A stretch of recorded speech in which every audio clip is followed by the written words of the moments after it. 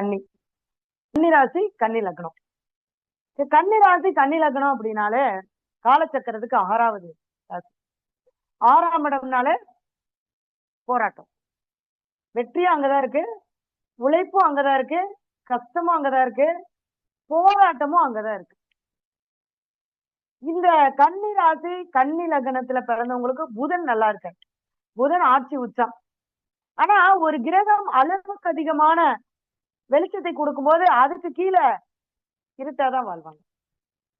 எப்படின்னா ஒரு லைட் எரியுது அப்படின்னா லைட்டோட வெளிச்சம் ஆப்போசிட்ல தான் அடிக்கும், அந்த இடத்துல இருட்டாதான் இருக்கும். அந்த மாதிரிதான் இவங்களுக்கு புதன் ஆட்சி உச்சமா இருந்தாலும் 7ஆம் இடத்துல போய் நீச்சமாயிறதுனால இவங்க யார் கூட இருக்காங்களோ அவங்க நல்லா இருப்பாங்க, அவங்க ஜெயிச்சிருவாங்க, இவங்க அறிவை கொண்டு அவங்க பிழைச்சுக்குவாங்க. ஏன்னா இவங்கதான் இங்க உழைப்பு, அறிவு, நம்ம உடல் உழைப்பு அப்படிங்கறத விட இது அதிகமா எடுத்துக்கலாம். மைண்ட் ஒர்க், நல்ல திறமை, புத்திசாலித்தனம், அறிவு, இது எல்லாமே இருக்கும், இவங்களுக்கு இருக்கும். இவங்கள மத்தவங்க பயன்படுத்திக்குவாங்க. மத்தவங்க மூலமா இவங்களுக்கு பலன் கிடைக்குமான்னு கிடைக்காது. ஏன்னா கன்னி லக்னத்துக்கு எப்பவுமே 7ஆம் இடம் பாதகம். அதே மாதிரி வாழ்க்கை துணை, திருமணம் ஆகுற வரைக்கும் ரொம்ப கஷ்டப்பட்டுதான் இந்த கன்னிராசி கன்னி லக்னம் கண்டிப்பா ஒரு ஏமாற்றத்தை சந்திச்சுதான் திருமணத்தை நடக்கும். ஏன்னா சுக்கிரன் அவங்க ராசியில நீச்சமாயிடுறாரு. 3க்கும் 8க்கும் உடையவர் செவ்வாய் பகையா இருக்காரு.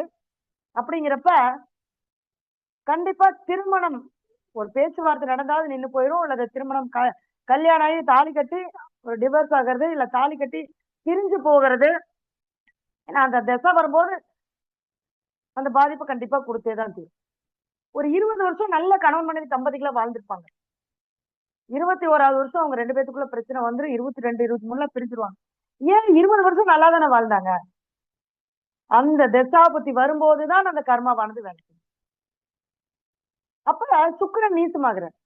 இந்த கன்னிராசி கன்னி லக்னத்துல பிறந்தவங்க யாருக்கும் கையெழுத்து மட்டும் போடக்கூடாது, ஜாமீன் போடக்கூடாது, நானாச்சு பணம் வாங்கி கொடுத்து நானாச்சு அப்படின்னு சொல்லக்கூடாது.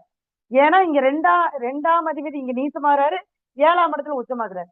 இவங்க கிட்ட வாங்கிட்டு போனா பணம் வராது, திருப்பி கொடுக்க மாட்டாங்க.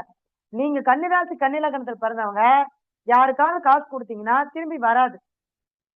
யாருக்காவது காசு கொடுக்கலாம் அப்படின்னு சொல்லி நீங்க சொல்லி அவங்களுக்கு கொடுத்தாங்க அப்படின்னா அவங்க வாங்கிட்டு போயிருவாங்க, அந்த கடன் நீங்க தான் கட்டுற மாதிரி. ஏன்னா அந்த இடத்துல சுக்கிரன் நீசமாயிரு, சுகபோகத்தை அனுபவிக்க முடியாது. மனைவி மூலமாக ஒரு சந்தோஷங்களை அனுபவிக்க அந்த இடத்துல அவங்களுக்கு இல்ல. அதுக்காக கன்னிராசி கன்னி லக்னத்துல பிறந்தவங்க கல்யாணமே பண்ணாம இருக்காங்களான்னா கல்யாணம் நடக்கும். அவங்களுடைய மனசுக்கு பிடித்த மாதிரியான ஒரு வாழ்க்கை அமையாது, வாழ்க்கை துணை அமைய மாட்டாங்க. இவங்க ஒண்ணு எதிர்பார்ப்பாங்க, அவங்க அந்த எதிர்பார்ப்புக்கு ஈக்குவல் பண்ண மாட்டாங்க. எல்லாருமே எல்லாத்தையும் சாட்டிஸ்ஃபைட் பண்ணிடுமானா, கணவன் மனைவியா வாழ்ற எல்லாருமே எல்லாத்தையும் சாட்டிஸ்ஃபைட் பண்றமானா கண்டிப்பா பண்ண முடியும். இப்ப மனைவிக்கு ஒண்ணு பிடிக்கும், அந்த பிடிக்கும்ன்ற விஷயம் கணவனுக்கு தெரியாது, கணவனுக்கு ஒண்ணு பிடிக்கும், அது பிடிக்கும்ன்ற விஷயம் மனைவிக்கு தெரியாது. அப்ப அந்த இடத்துல என்ன ஆகுதுன்னா, அப்ப எனக்கு பிடிச்சதை அவங்க செய்யலாம். அப்ப அந்த ஒரு நிறைவில்லாத தன்மை. அப்ப சுக்கிரன் நீசமாகும் போது இவங்க கையில பணம் வச்சிருக்கவே கூடாது. பணம் வச்சிருந்தா தங்காது. என்னதாங்க பண்றது? இவங்க முழுக்க வாழ்க்கை துணையும் நமக்கு அப்படிதான் இருந்தாலும் அந்த வாழ்க்கை துணை மூலமாகத்தான் இவங்களுக்கு இவங்களோட ஆசைகள் நிறைவேறும். பாதகம் தான் 11ஆம் இடத்துல உச்சமாகிறார். அப்ப அவங்க மூலமா அவங்கள பார்ட்னர் போட்டு அவங்க மூலமா செய்யக்கூடிய எந்த விஷயமா இருந்தாலும், ஏன்னா இந்த சுக்கிரன் நீசமா இருக்கனால நீங்க மனைவிக்கு வாழ்க்கை துணைக்கு முக்கியத்துவம் கொடுத்து நீங்க, ஏன்னா அதுதான் உங்களுடைய கர்மா, அவங்களுக்கு தான் நீங்க செஞ்சாகணும். நீங்க என்னதான் தொழில் பண்ணாலும், என்னதான் பார்ட்னர் போட்டாலும், என்னதான் மத்தவங்க கூட நின்னாலும் அவங்களுக்கு தான் நீங்க எல்லாமே செய்யற மாதிரி இருக்கும். அப்ப அவங்களுக்கே செஞ்சுட்டு போலாமே. அப்ப அந்த புரிதல் நம்ம கொண்டு வந்தோம். அப்ப நம்மளுடைய கர்மா இதுதான், நம்ம அவங்களுக்காக தான் பிறந்திருக்கோம், அவங்கள மட்டும்தான் நம்ம சந்தோஷப்படுத்தணும், நம்மள அவங்க சந்தோஷப்படுத்தணும்னு எதிர்பார்க்க கூடாது. அப்படி நம்மளுடைய மனசு, அதாவது நம்மள தெரிஞ்சுக்கிறது ஒவ்வொரு விஷயமும் எதுக்குன்னா நம்ம மனசை சரி பண்ணிக்கிறதுக்கு தான். நம்ம ஜோதிடம் பாக்குறதே எதுக்குன்னா, இந்த திசாபுத்தியில இது வருது அப்படின்னா அது வராம தடுக்க முடியாது. அத தாங்கிக்கிறதுக்கான ஒரு பக்குவத்தை கொண்டு வர்றதுதான் நம்ம இந்த ஜோதிடம் பாக்குறதும் சில வழிபாடுகள் பண்றது. நம்ம சொல்லுவோம் ஒரு சம்பவம் நடக்கிறது நடந்துதான் தீரும். ஆனா அந்த சம்பவம் நடக்கிறதே வலி ஒண்ணுதான், வேதனை ஒண்ணுதான், படக்கூடிய விஷயமும் ஒண்ணுதான். ஆனா பெருசா வர்றது சின்னதா போய். அப்ப பெருசா வர்றதுன்னா என்னங்க, நம்மளுடைய உடம்புல ஒரு ஒரு பிரச்சனை வருது, ஒரு உறுப்பு இழக்கணும் அப்படின்னா கால் போறதுக்கு பதிலா விரல் போயிரும்.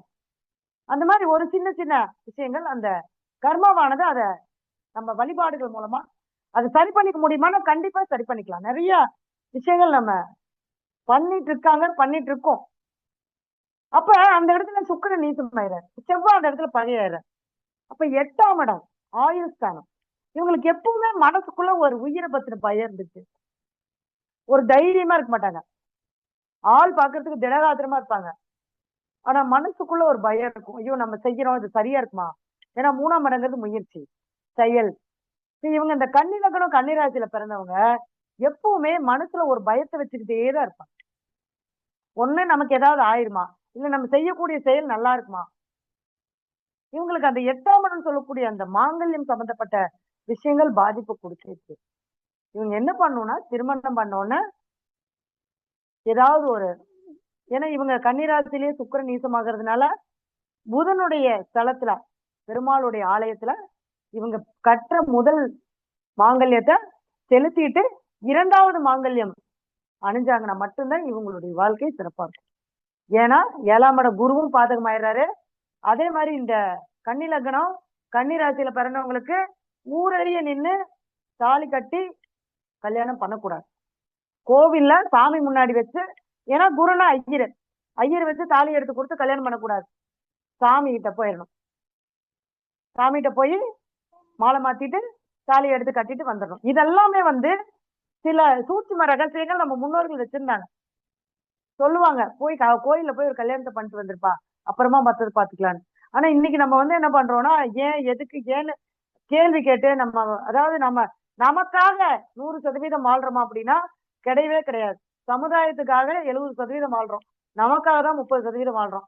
ஊர் என்ன சொல்லும், சொந்த பந்தம் என்ன சொல்லும், நம்ம இவ்வளவு காசு இருக்கு, நம்ம இவ்வளவு இப்படி கல்யாணம் பண்ணோம் அப்படி கல்யாணம் பண்ணோம் அப்படின்றதெல்லாம் நம்மளா இது பண்றது. ஆனா நம்ம ஜாதகத்துல விதி எப்படி இருக்கோ அதன் மூலமா நம்ம செயல்பட்டா மட்டும்தான் எல்லாத்தையுமே நம்ம என்ன பண்ண முடியுங்க, சரி பண்ணிக்க முடியும். அப்ப திருமணம் இந்த கன்னிராசி கன்னி லக்னத்துல பிறந்தவங்களுக்கு ஊரறிய திருமணம் பண்ணக்கூடாது. அதுக்காக ஓடி போய் கல்யாணம் பண்ணக்கூடாது. ஏன்னா அங்க 5ஆம் அதிபதி 8ல நீசம், காதல் கை கூடாது. அவங்க என்ன காதலிச்சாலும் ஆசைப்பட்ட வாழ்க்கை கிடைக்காது. அதனால மனசு அவங்க தைரியமா தேத்திக்கலாம். அப்ப திருமணம் சார்ந்த விஷயங்கள்ல அந்த பிரச்சனைகளை கொடுக்கும். இப்ப கல்யாணம் ஆகல, கல்யாணம் ஆகி எனக்கு அந்த மாதிரி பிரச்சனைகள் இருக்கு அப்படிங்கிறவங்களுக்கும் அந்த மாங்கல்யத்தை ஒரு மாங்கல்யத்தை மாத்தி கட்டி அந்த மாங்கல்யத்தை போட்டுட்டு வேற ஒரு மாங்கல்யத்தை கோயில்ல போயிட்டு அதே மாதிரி சாமி கும்பிட்டுட்டு தாலி கட்டிட்டு வந்தாங்க அப்படின்னா அவங்களுடைய வாழ்க்கை பயணம் நல்லா இருக்கும். இவங்க குலதெய்வ வழிபாடு கண்டிப்பா செஞ்சுக்கிட்டே இருக்கணும். ஏன்னா 5ஆம் அதிபதி சனி பகவான் 5, 6 கூடையவர் எங்க போய் நீசமாகிறார், 8ஆம் இடத்துல நீசமாகிறார். அப்படிங்கிறப்ப இவங்க குலதெய்வத்துல அதுவும் காவல் தெய்வம் இருந்தா கண்டிப்பா வருஷம் ஒரு முறை காவல் தெய்வத்துக்கு வழிபாடு பண்ணிட்டு வர்றது ரொம்ப சிறப்பா இருக்கும். அடுத்தது பாத்தீங்க அப்படின்னா திருங்கலங்குன்றம் வேதபுரீஸ்வரர், அங்க இருக்கக்கூடிய முருகப்பெருமான், இந்த ஆலயத்துக்கு போய் அவங்க வருஷம் ஒரு முறை வழிபாடு பண்ணிட்டு வரணும். அடுத்தது புதன் அந்த இடத்துல செவ்வாய் இதா இருக்கிறதுனால ஏதாவது ஒரு கோவிலுக்கு மண்ணு செம்மண் வாங்கி கொடுக்கறது, செங்கல் வாங்கி கொடுக்கறது, இந்த மாதிரியான விஷயங்கள் முருகனுடைய ஆலயத்துக்கு அவங்க செய்யும் போது அவங்களுடைய வாழ்க்கையில இந்த கன்னிராசி கன்னி லக்னத்தில் பிறந்தவங்க தன் எதுக்காக பிறந்தோம், எதை அனுபவிக்க வந்தோன்றத அந்த பொருளாதாரம், ஏன்னா 2ஆம் இடம் தானே சுக்கிரன் தானே நீசமாயிறாரு. அப்ப அந்த கோவில் வழிபாடுகள் அந்த மாதிரி வாங்கி கொடுக்கறது, இந்த மாதிரி சுக்கிரன்னா வெள்ளி அவங்களுடைய உடம்புல அணிஞ்சுக்கிறது, பெண்களுக்கு மரியாதை கொடுக்கறது, இனிப்பு தானம் கொடுக்கறது, பெண்களுக்கு ரொம்ப முக்கியத்துவம் கொடுக்கறது, வாழ்க்கை துணைக்கு முக்கியத்துவம் கொடுக்கறது, இதெல்லாம் பண்ணிட்டே வர வர அவங்களுக்கு அந்த சுக்கிரனுடைய அந்த நீசத்தன்மையானது அவங்களுக்கு பாதிப்பு இல்லாம அவங்களுக்கு கிடைக்கக்கூடிய, இப்ப ஒண்ணும் இல்லைங்க, ஒரு உதாரணம் சொல்றேன். மனைவி என்னதான் நம்மள கஷ்டப்படுத்தினாலும் அவங்கள சந்தோஷப்படுத்திட்டே இருந்து பாருங்களேன். ஒரு கொஞ்ச நாள் ஆனோன்னா அவங்க மாறிருவாங்க. அட போ! அவரு எவ்வளவு செய்றாரு. நம்ம இவ்ளோ பேசினாலும், இவ்ளோ பண்ணாலும் ஏன்னா நம்மள பேசுறது, நம்மள திட்டுறது, நம்மள எல்லாமே பண்றது அவங்க தான் பண்ண முடியும். ஏன்னா, அவங்க பண்ணுனா தான் நம்ம அது கர்மா. இதே பக்கத்து வீட்டுக்காரம்மா பேசுன்னு வச்சுக்கங்களேன், போ செத்தான்ட்டு போயிரலாம். இதே நம்ம வீட்டுக்காரம்மா பேசினா அனுபவிச்சு தான் ஆகணும். நம்ம வாழ்க்கை துணை பேசினா அனுபவிச்சு தான் ஆகணும்.